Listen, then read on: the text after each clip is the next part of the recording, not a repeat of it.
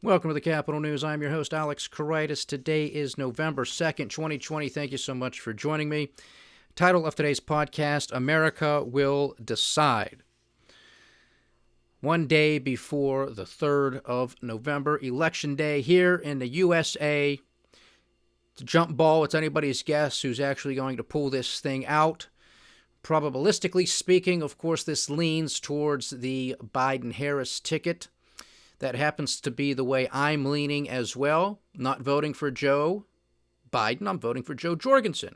I will gladly and proudly admit that. Voting is not about winning. I know she's not going to win on the Libertarian ticket, but you have to have your voice heard one way or another, and I cannot, in good conscience, vote for either President Donald Trump or former Vice President Joe Biden.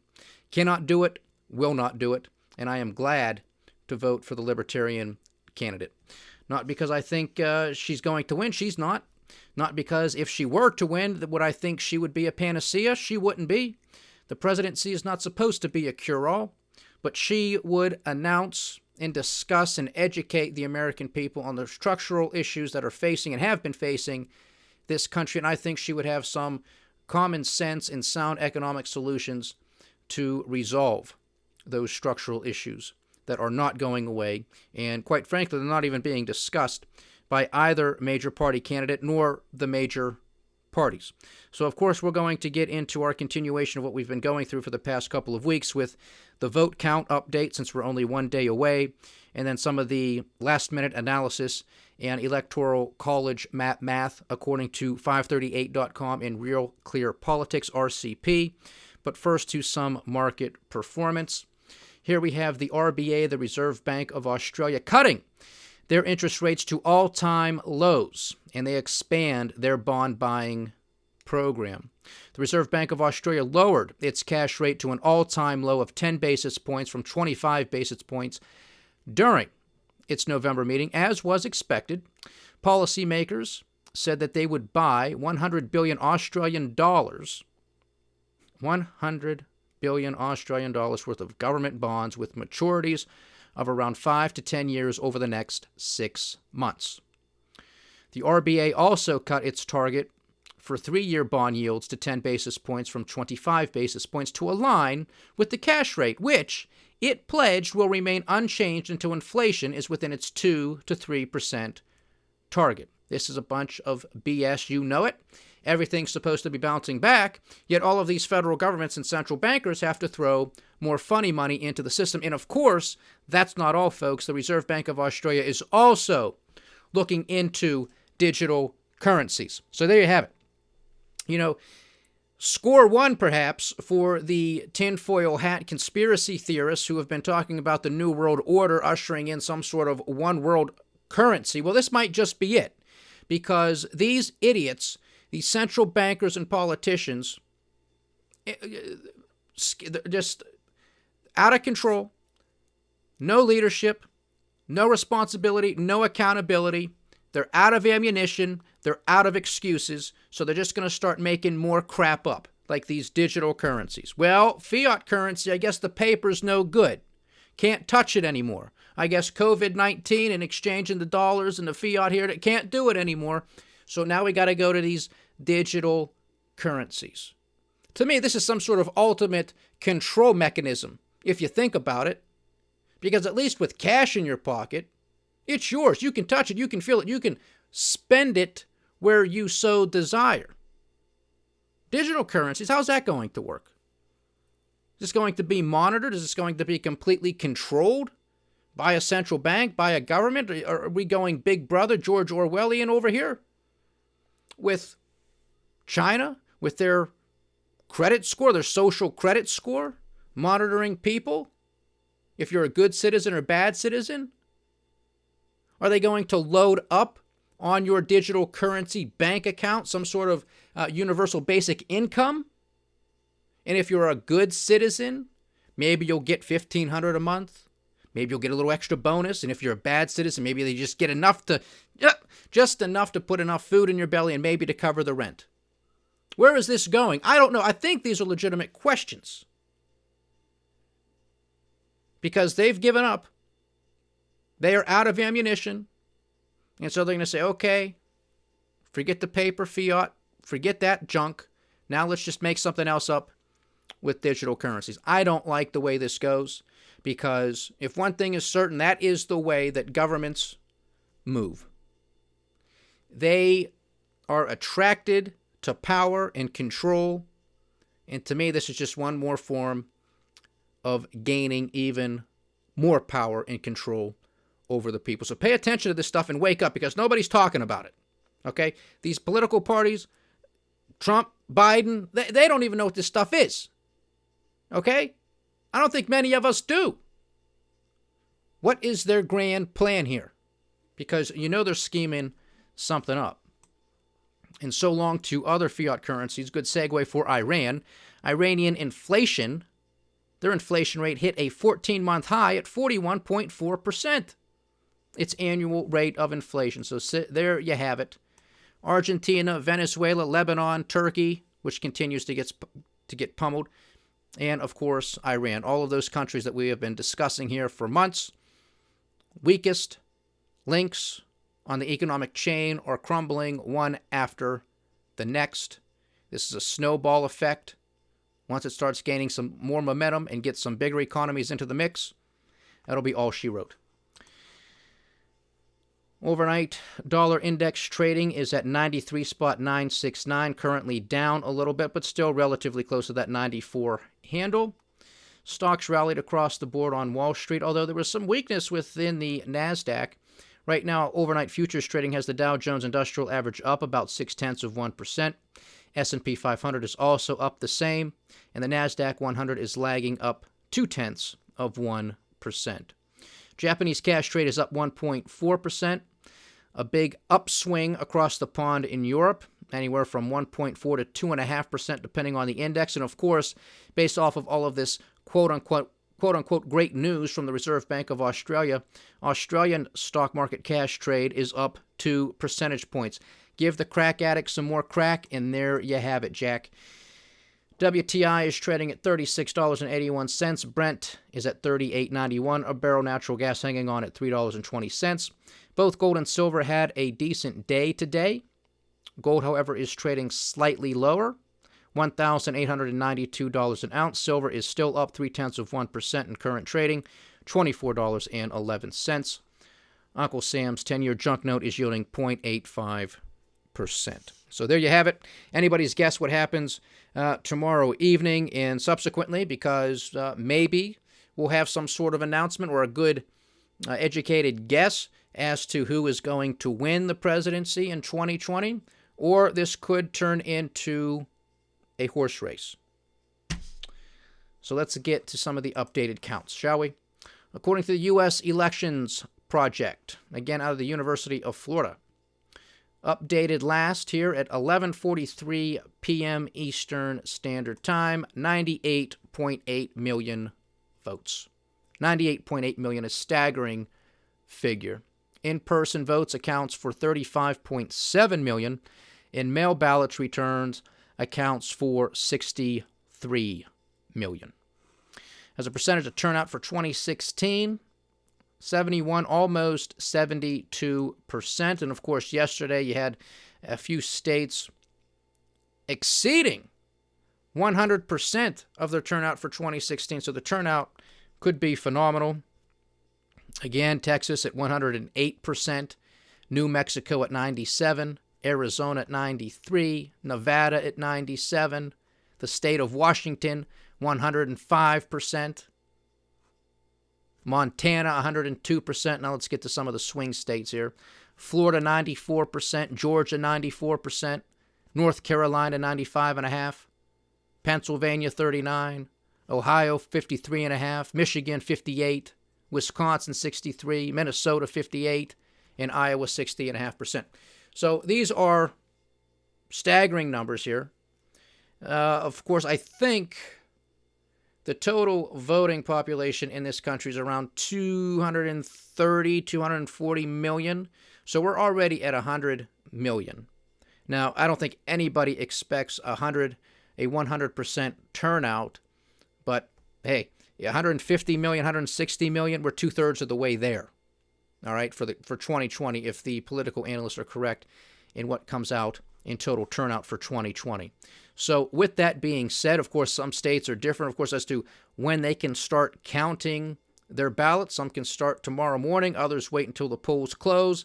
Some aren't even going to touch some of the mail-in ballots until November 4th.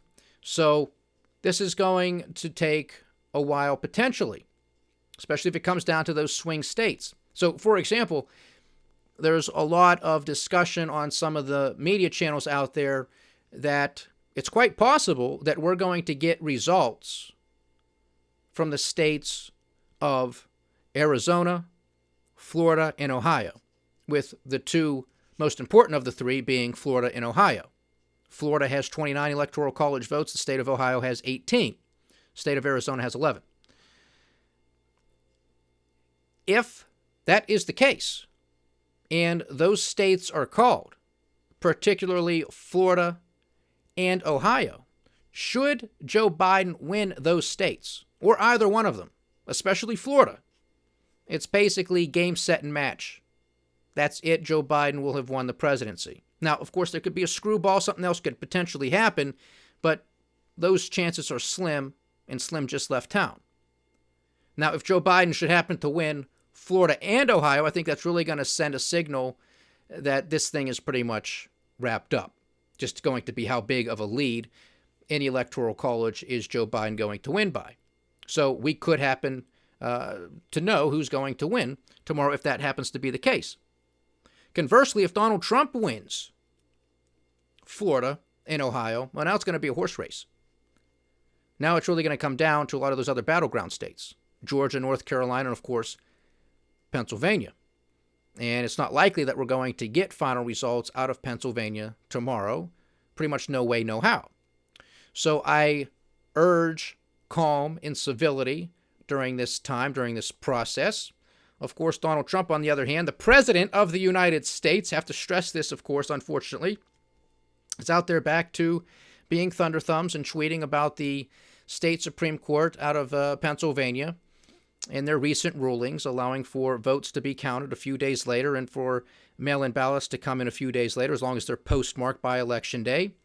Well, the president, of course, doesn't like this and is basically saying that this is not right, and there could be violence in the streets as a result of this. Now, this is ridiculous. This is not the tone that the country needs to be hearing, but this is who this man is. If you haven't woken up to this fact, then you're probably not going to at this juncture. This is another disqualifying statement for a country, from a president in a country that is so divided right now. And he just continues to push things further and further apart. I'm not claiming that Joe Biden is the man for the hour to step up and to unite this country. I don't think he is. But at least he is saying the right things. At least he is attempting to be an American president. Again, at least in rhetoric. Not going to be a Republican president or a Democratic president, American president. I think that resonates with a lot of people, especially in this hour within this country's history. So there's really a couple scenarios out here, I think, because you have to recall, especially those who have been with me, going through 2019 with the 20 jokers from the Democratic Party up there trying to one-up each other on who's going to give away more free stuff. I said this is going to be a cakewalk for Donald Trump. And then, of course, COVID-19 hit. Didn't handle that too well. Protests, yes, a lot of them peaceful, contrary to what some people in the media want you to believe. It's easy to show on television images of looting, images of violence, because that gets eyeballs. That gets the ratings up. People marching peacefully in the streets, that's not really something that a lot of media is going to cover wall-to-wall coverage. Okay, so just understand this. So most of the protests were peaceful. Were there some bad apples out there? Absolutely. And it should never, never be condoned. It has to be punished. Those people need to be imprisoned, and justice needs to be served. Okay? This should be very simple. But the president botched that too.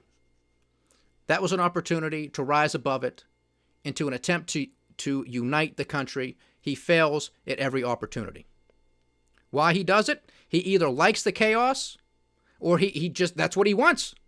That's what he wants. It's very dangerous. Believe me what I'm telling you. This is not the first time this has happened in history. And if you need a history lesson, go look it up. This is not good what this guy is doing, his rhetoric, his actions, and how his most loyal supporters follow him with this stuff. It's not to be tolerated anywhere, especially in this country. It's disqualifying. But he has a chance of winning re-election. Most definitely does. So, another thing I want to look at, too, with that being said, because, again, it was more with these Democrats trying to one-up each other on giving away free stuff. A couple curveballs come along. The president doesn't handle them too well. Okay, so here we find ourselves. Now, is this really coming down to a referendum on the president? Because if you peel away the president's rhetoric and his tweets and the constant concern by a lot of people in this country, what's this guy going to say next? What's he going to do next? You know, people are exhausted. But if you peel that away and you just sort of look at the president's record, all right, he ran as a Republican. Republicans had control of the White House, the House, and the Senate for the first 2 years of the Trump administration. They cut some taxes. Sure, they didn't cut spending, but they cut some taxes. Cut some regulations. Attempted to negotiate or renegotiate some trade deals. Successful on some of them, not so successful on others.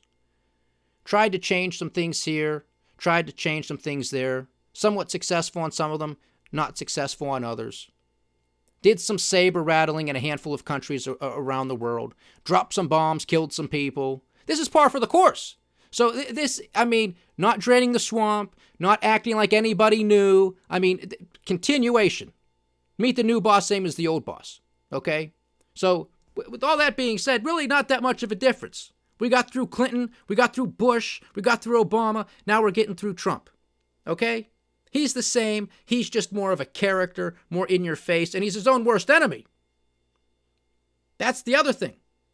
Lacks some sort of self-control, which I think is disqualifying for somebody who's going to be sitting behind that resolute desk.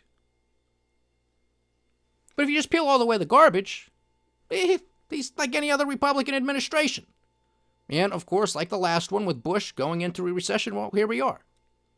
Here we are. Now, you want to continue to vote for that. I don't know why, but I guess you do. I don't know why you want to vote for Joe Biden either. Been there for 40 years. What do you do? To me, it's so obvious, but this is the system. This is the game. So I think now it's really a referendum on the president. And with all of this turnout, this expected turnout, well, I think one can make a couple logical arguments from this. And of course, we're going to see how this plays out. Are people tired of the Trump show? See ya. You're fired, Mr. Trump. Go back to New York, go back to Florida, go back wherever you want. But you're fired. We're tired of the Trump show. Don't want to make the same mistake, this being Democrats and some independents. Don't want to make the same mistake with putting him back in the Oval Office if that's how they feel. Not going to cross the line to give this guy a chance because they didn't want status quo, they didn't like Hillary Clinton, etc., etc. We've had this discussion. Or, now, of course, if that's the case, then this is going to propel Joe Biden into the White House. Or you have a potential other scenario, which is driving all this turnout. Could be because of COVID-19. Could be because people are sick and tired of the businesses being shut down. People are tired of COVID-19. People are tired of wearing masks, regardless of whether it's the right thing to do. And they view Donald Trump as being the guy, oh yeah, I want to open everything up, even though everything's shut down under his watch, whatever. Joe Biden's not there, but he's the guy that's going to shut everything down, so maybe that plays. And maybe just people think that Donald Trump will have a better plan to get us out of it. And maybe people are also sick and tired of how the Democrats acted over these past few years. And so this is a referendum on the Democratic Party as well. And so that could usher in Donald Trump for another 4 years into the White House. But I think those are really your two scenarios. That's what I think. You can leave me your thoughts, tell me what you think, but I really think that's what it comes down to at the end of the day. You either want 4 more years of Donald Trump, or you don't, or you're just so sick and tired of this pandemic, but you think Donald Trump is the guy that can lead us out of this on the other side. And so you want things to open up, don't want to wear the masks anymore, boom, vote for Trump, okay.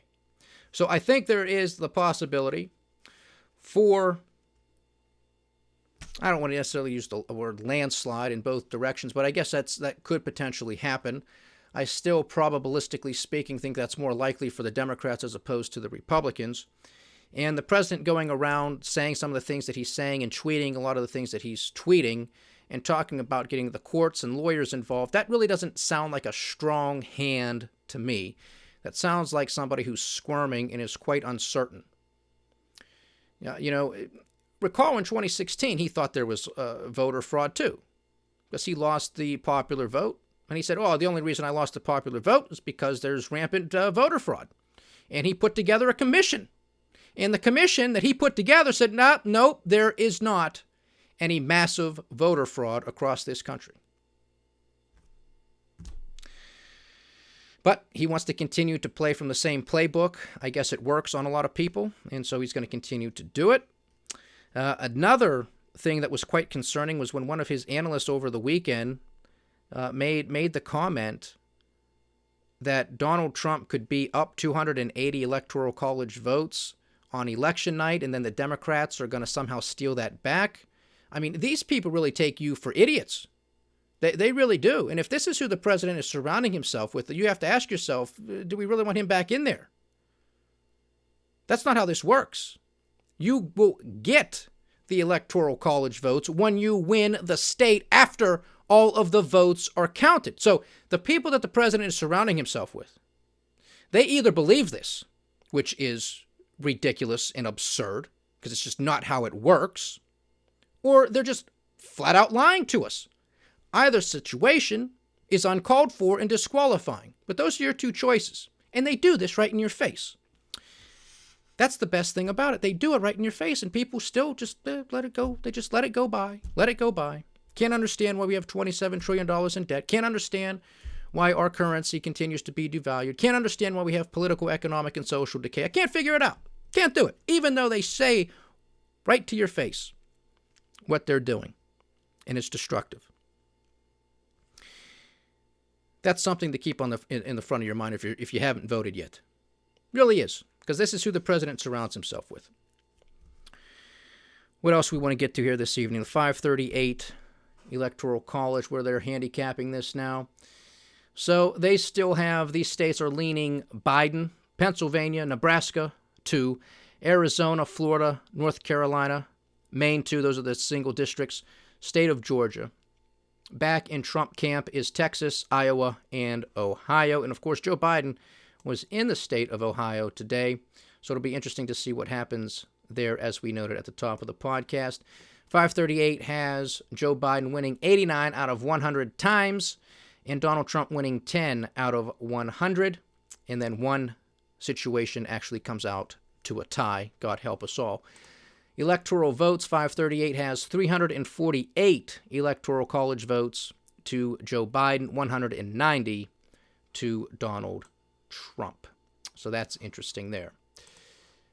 Real Clear Politics, updated electoral college map, now giving Joe Biden 319 electoral college votes and Donald Trump 219. So this is closing the gap, because Joe Biden, I think, had, 350 some electoral college votes yesterday.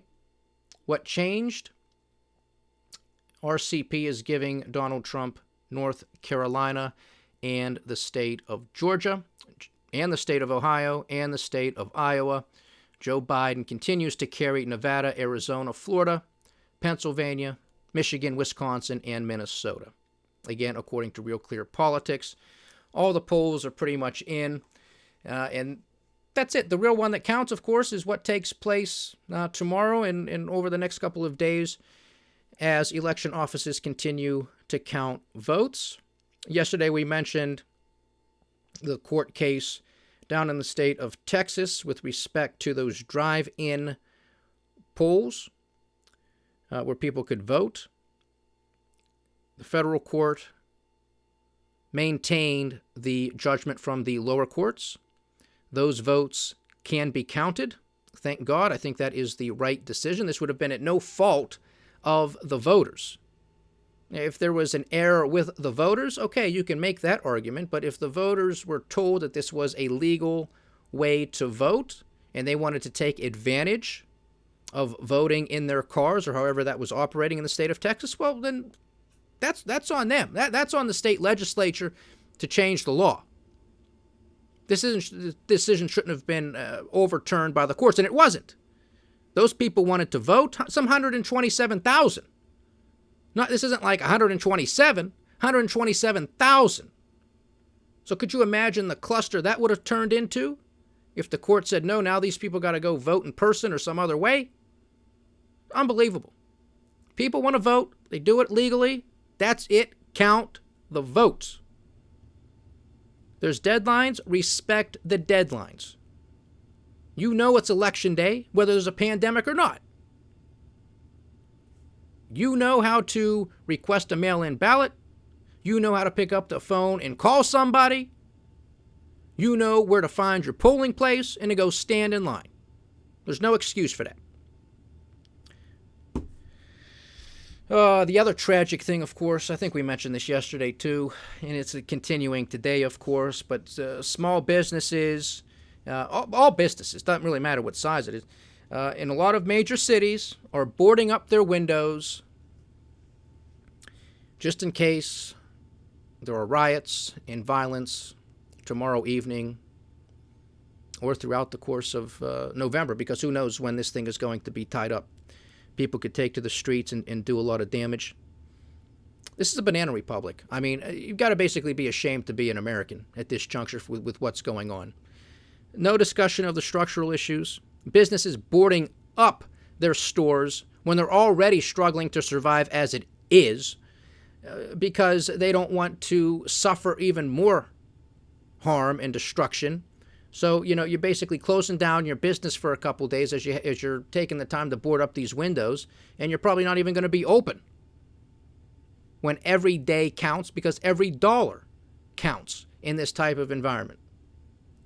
And nobody talks about that stuff. Nobody talks about the significant number of small businesses that have already gone out of business for good.